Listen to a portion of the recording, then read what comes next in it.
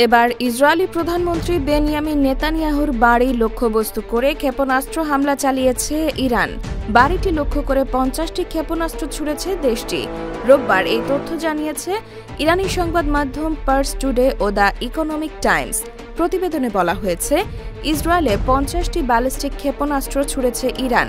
নেতানিয়াহুর বাড়ি লক্ষ্য করে এসব ক্ষেপণাস্ত্র হামলা করা হয়েছে।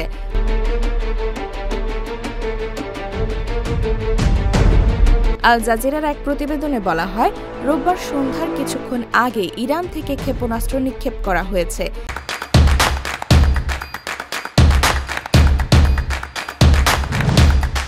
ইসরায়েলি সেনাবাহিনীও নতুন এক ক্ষেপণাস্ত্র হামলার সতর্কতা জারি করে নাগরিকদের নিরাপদ আশ্রয়ে চলে যাওয়ার নির্দেশ দিয়েছে।